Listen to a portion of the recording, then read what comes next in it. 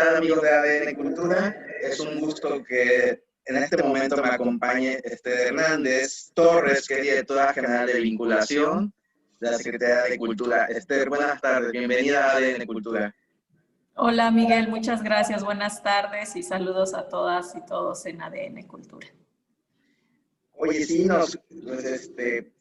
tuvimos el placer de conocernos, fue muy rapidísimo, hace 2 años, en Atoyac de Álvarez, cuando comenzó el programa de cultura comunitaria. Sé que comenzó en Tlaxcala, pero creo que fue más simbólico en Atoyac, aquí en la fábrica de hilos, el Ticuí.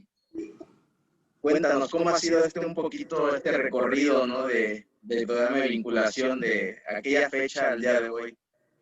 Bueno, pues ha sido un programa muy intenso. En efecto, el haberlo hecho ahí en Atoyac fue muy significativo por diversas razones, aparte de un escenario precioso, pues también la situación que sabemos que hay en el municipio, ¿no? Y sobre todo, pues el reconocer y encontrarnos con muchísima riqueza cultural que de por sí tiene el Estado y que muchas veces esa región de Guerrero no la conocemos mucho en otros espacios, ¿no? Entonces, en otros estados. Entonces fue como muy significativo ello. Ahí arrancamos, en efecto, en 2 sedes, en Tlaxcala, en San Pablo del Monte, Tlaxcala, y en Atoyac, el programa Cultura Comunitaria, que pues ha tenido el año pasado un inicio, un arranque muy fuerte, muy potente. Fue un trabajo bastante fuerte en territorio. 572 municipios se cubrieron en 2019 con un ejercicio similar al que viste en Atoyac, ¿no? En donde se llegaba, se tenía este diálogo con agentes culturales, se realizaban diversos diagnósticos participativos y también pues espacios en los que se diera oportunidad a los agentes culturales locales para presentarse, para tener un pago por su trabajo, para dignificar y para reconocer su potencia y su creación cultural. Muchas veces sucede que en algunos lugares están esperando que lleguen cosas cuando ahí tienen una riqueza tremenda, ¿no? Entonces, el planteamiento fundamental de cultura comunitaria tiene que ver con ese reconocimiento de las fuerzas creativas de cada comunidad, de cada lugar. Y también algo a resaltar es que pues estos 572 municipios fueron municipios pues con complicaciones diversas, ¿no? Como pueden ser problemáticas sociales, como puede ser pobreza, como pueden ser entornos de violencia, etcétera, porque creemos firmemente que ninguna de estas condiciones pues tiene que ser una razón para minimizar el ejercicio de derechos culturales, ¿no? Aún en las condiciones más adversas, tiene que esforzarse la comunidad, los programas culturales por hacer efectivo el ejercicio de derechos culturales. Y bueno, gracias por esta explicación. ¿Y cómo ha sido este año también, este año 2020? Sabemos que muy complicado. ¿Y cómo sacar adelante también este programa, ¿no? A pesar de no estar tan presenciales? ¿Cómo ha sido este apoyo de los agentes culturales? Pues en efecto es un año complicado porque pues empezamos con muchísima fuerza, muchísima. También la proyección que teníamos este año era de crecer crecer en el número de municipios y dar continuidad a los municipios en los que trabajamos. Entonces, de enero a marzo tuvimos un trabajo muy potente en distintos estados, en la mitad de los estados del país. Y a partir de que se declara la pandemia, pues fue el encontrar otras formas de trabajar, ¿no? Si bien hay algunos escenarios en los que pudimos migrar a la posibilidad digital, ¿no? Porque había las condiciones de conectividad y acceso, pues en la mayoría de los municipios en los que o de las comunidades en las que trabaja el programa no hay estas condiciones, ¿no? El tema de la brecha digital es un tema que nos complicó, pero ahí gracias al trabajo con agentes culturales locales, con los promotores de cultura comunitaria, con maestras y maestros de los semilleros creativos, Pues entonces lo que se hizo fue, en los casos en los que no había oportunidad de trabajo digital, pues un trabajo continuado a la distancia, ¿no? En el caso de los semilleros creativos, pues trabajos desde casa, los maestros visitaban, los docentes visitaban a los niños, a las niñas en sus casas, les dejaban tarea, revisaban como cuáles eran sus avances,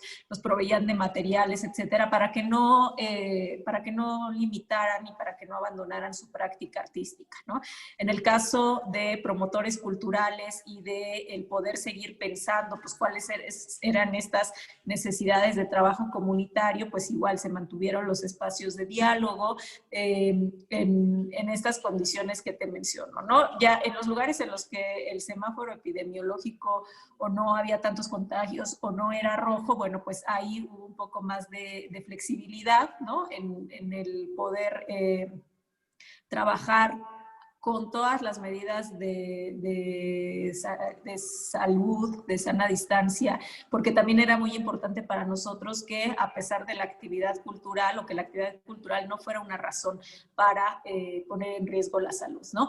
También se generaron algunos movimientos solidarios muy importantes, ¿no? Algunos docentes pues, que detectaban que las familias de los integrantes de cultura comunitaria de los semilleros creativos estaban pasando hambre o estaban en una situación difícil, bueno, pues se juntaron para promover el poder juntar despensas, compartirlas entre los propios integrantes y sus familias, etcétera. Entonces también el hecho de contar con estas redes pudo apoyar en estos momentos, en esas circunstancias adversas, tanto de hambre como de salud, porque los propios promotores, pues contando con información de primera mano, desde la Secretaría de Cultura sobre las situaciones en salud, pues también fueron promotores de salud en sus comunidades, ¿no?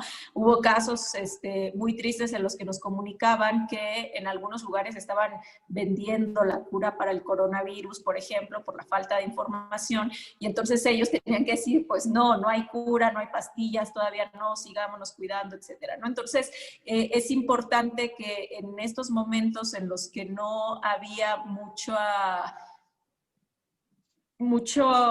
concentración física, no se rompió la cohesión social, ¿no? O sea, continuó la cohesión comunitaria con otros aspectos que finalmente pues también fortalecen las culturas de las comunidades, ¿no?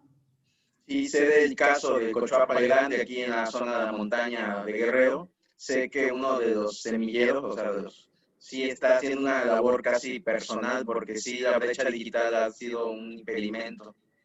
Así es, ahí los docentes y los promotores han tenido un papel fundamental, precisamente por esto, ¿no? O sea, no íbamos a correr el riesgo de que se desmembraran los semilleros o de que las niñas y los niños que ya habían tenido un acercamiento al trabajo comunitario, al trabajo cultural o artístico comunitario, pues dejaran de tenerlo, ¿no? Entonces, ese compromiso pues de los promotores y de los docentes de cultura comunitaria es fundamental precisamente por ello, ¿no? O sea, estábamos conscientes, lo primero, ya sabes, en todos lados fue, bueno, migremos a lo digital, sin embargo, particularmente este programa tenía pocos espacios en donde se podía migrar a lo digital, o bien se podía hacer, pero de una forma pues muy limitada. Entonces, también optamos por algunas estrategias transmedia, es decir, ok, no se pueden conectar a la clase, etcétera, pues se les manda la tarea al WhatsApp del papá, de la mamá, ahí se tiene como ese contacto, entonces lo tienen, lo descargan, lo trabajan y nos vemos, ¿no? O practican tales ejercicios escénicos o tales ejercicios plásticos, sobre todo en los momentos en los que fue más dura la pandemia, cuando ya empezó a haber posibilidad de mayor contacto, pues fue estar caso por caso, como cuáles son las condiciones de avance en las que estaban, etcétera. Entonces sí ha sido un trabajo muy bonito, incluso pues en momentos de pandemia los propios semilleros pues han logrado entrar a concursos, ganar en exposiciones virtuales, ¿no? Entonces tener conciertos, también vía virtual, etcétera. Entonces ha sido como una experiencia muy bonita porque en general se pensó que con la pandemia pues se iban a romper los programas, ¿no? Y todo lo contrario, pues se ve la necesidad y las ganas de trabajar con lo propio, con nuestra cultura, y entonces pues en ese sentido de no dejarla caer, ¿no? Y hablando un poco de conciertos, el año pasado se desarrolló mucho los jolgorios. ¿Qué experiencia te dejó los jolgorios? Y lo digo porque sí, aquí en Guerrero, sobre todo, vi mucho jolgorio, ¿no? Por varias regiones del estado, pero lo que vi fue poca asistencia. Bueno, en determinadas ciudades sí, por ejemplo en la montaña sí abarrotaban. Ejemplos de Chilpancingo o Acapulco, había muy poca gente. ¿Sabe? ¿Han detectado un fallo ahí? Sí, ahí creemos fundamentalmente en la evaluación que hicimos con los equipos, que tuvo que ver con una mala elección de los espacios en los que se trabajaron, ¿no? Y dos, con un con tiempo insuficiente para la difusión por parte de los promotores, ¿no? Como en efecto andaban uno tras otro, y era un solo equipo el que iba trabajando en los distintos espacios. Hubo algunos lugares en los que se conectó muy bien con los agentes culturales del lugar, se comprometieron muchísimo, trabajaron. También el hecho de lugares en los que hay constantemente oferta cultural. Es muy triste, pero donde más oferta cultural hay, luego es donde más trabajo cuesta crear nuevos públicos, ¿no? O donde más trabajo cuesta involucrar a la gente. ¿Por qué? Porque ya saben que ese día tienen 1, 2, 3 y 10 opciones.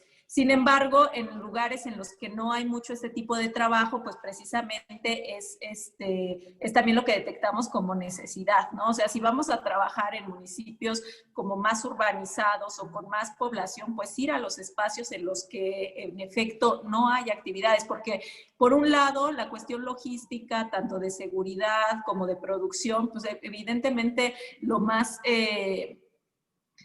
conveniente y lo más ágil en gestión, pues era lo más evidente, ¿no? Y lo que creemos es que más bien hay que meterse a trabajar a los territorios en los que no es tan evidente, en los que no hay oferta cultural, pero eso implica un reto adicional y es precisamente pues el puerta a puerta, el trabajo, o sea, en muchos casos los equipos se confiaron de que con el cartel y con la red social y con el WhatsApp y con el no sé qué quedaba difundido suficientemente el proyecto, pero la realidad es que no, la gente no se enteraba de las actividades, ¿no? Entonces ahí el tema sí de como siempre la difusión que ya se tiene establecida, pero de un contacto más cercano, ¿no? El puerta a puerta, el boca a boca, la constancia de compartir, eso consideramos que es importante, ¿no? Este año pues también se tenía un programa importante en ese sentido, en el que los jolgorios iban a ser la culminación de precisamente un trabajo continuado, ¿no? O sea, una cartelera cultural permanente que cerrara en un gran jolgorio. Pero pues las condiciones ahora no nos lo permitieron, el plan el siguiente año depende de cómo avance la contingencia sanitaria, es que sí, pero justo para poder llegar a un jolgorio previo tiene que haber todo un trabajo de mediación sociocultural, de acercamiento con la población, de involucramiento, de sensibilización, etcétera. Bueno, creo que ya me adelantaste a mi última pregunta, que era cómo venía el plan de trabajo de 2021. Y creo que sí va en ese sentido, ¿no? Creo que sí, es un plan ambicioso, pero al mismo tiempo, como tú lo dices, a ras de tierra y haciendo un trabajo, como lo es, un trabajo comunitario. Aún en partes rurales y aún en partes urbanas se tiene que hacer este trabajo comunitario. Sí, el próximo año dependerá mucho también de cómo avance la situación sanitaria. Creemos que los primeros 3 meses van a ser muy similares a como estamos viviendo ahora, ¿no? En el que tiene que haber pues un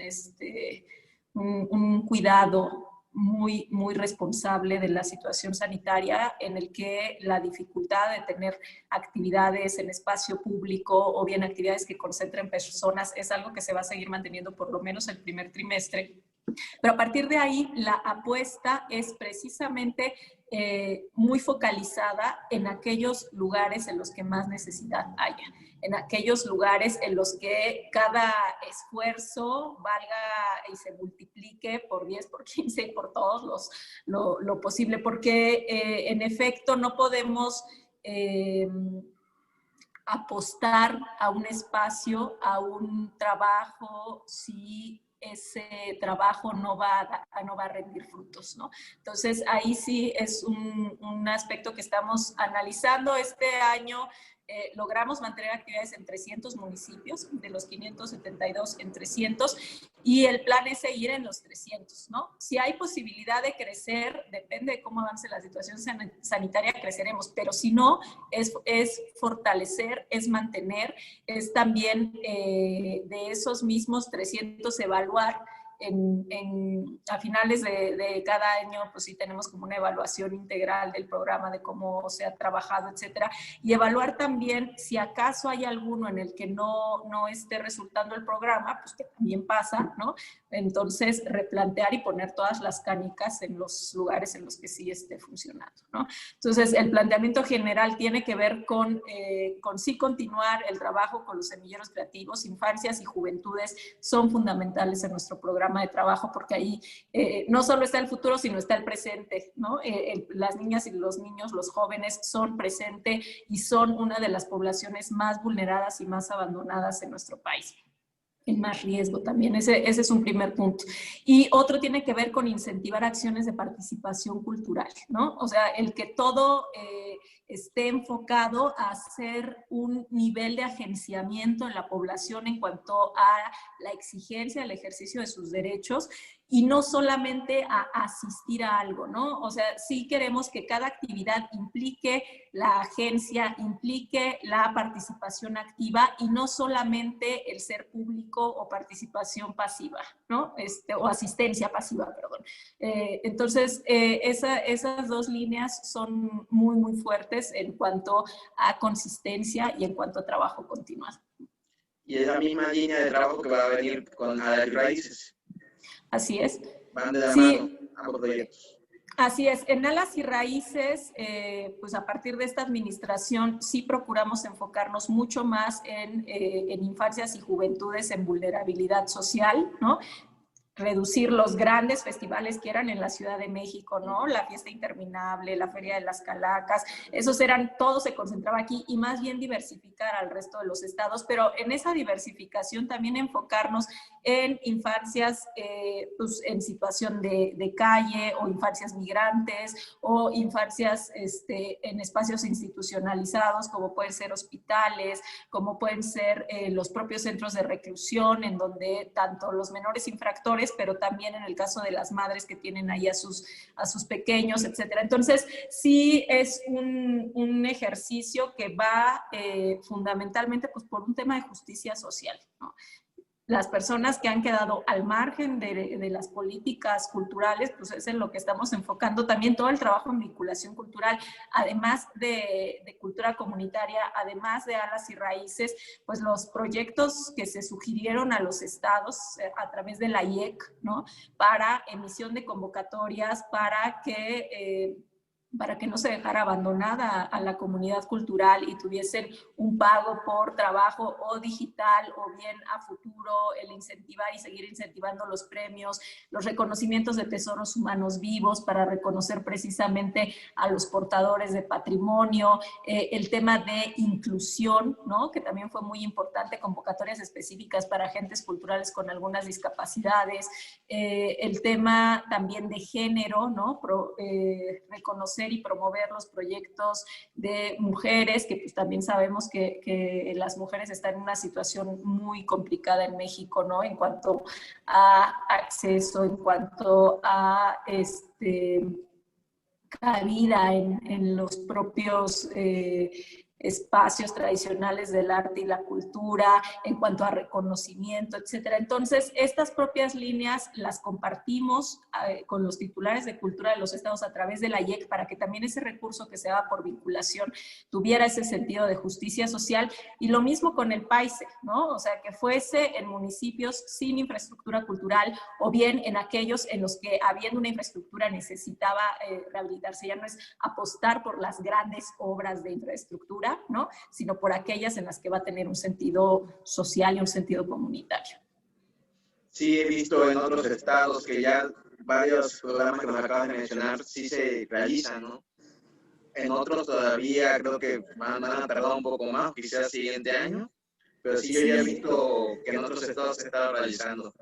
Exactamente, o sea, finalmente es los estados son libres de definir también sus políticas culturales. Sin embargo, lo que estuvimos haciendo pues fue un trabajo de sensibilización, ¿no? Con los estados. Hay quienes se sumaron, perfecto, y están todo ese tipo de proyectos, ¿no? También en el tema de fortalecimiento de bibliotecas, de memoria histórica y cultural de México, etcétera.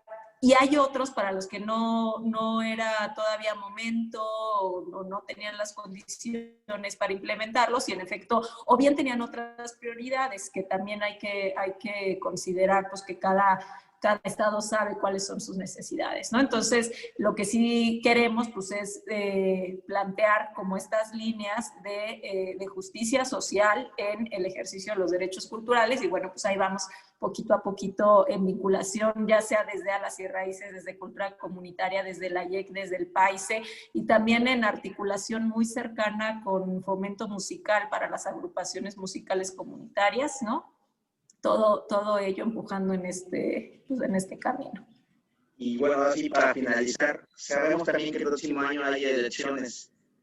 ¿También tienen programado ese periodo de no, como de veda electoral? Pues tú sabes que todos los programas públicos entran en veda electoral, ¿no? O sea, no quiere decir que se suspendan necesariamente, ajá.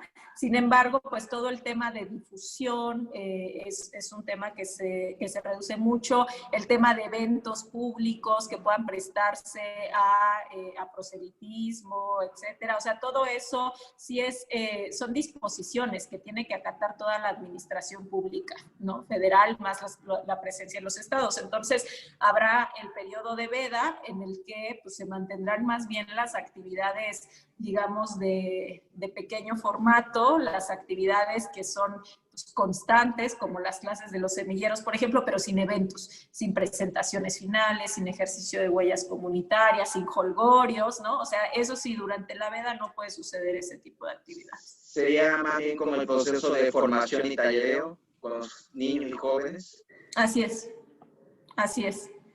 Sí, sobre todo eso, ¿no? Porque incluso el tema de participación cultural corre el riesgo también de verse como proselitismo. Entonces, todo lo que es formación y todo lo que es capacitación, todo lo que es intercambio de saberes, eso es en lo que nos vamos a enfocar en el periodo de veda electoral. Y bueno, te agradecemos mucho tu tiempo, tu espacio que hayas dado para ADN Cultura, para esta charla. ¿Algo más que quieras agregar? No, pues simplemente agradecer el espacio, agradecer el tiempo para platicar sobre el programa. Estamos todo el país viviendo tiempos difíciles, tenemos que ser muy, muy responsables, ¿no? Y eso es algo que no debemos de perder de vista, y que también pues el trabajo en colectivo, el trabajo comunitario siempre será una esperanza para salir adelante en cualquier circunstancia, ¿no? Cuando trabajamos en conjunto es mucho más posible que salgamos adelante que si lo hacemos de manera aislada o que si lo hacemos compitiendo, ¿no?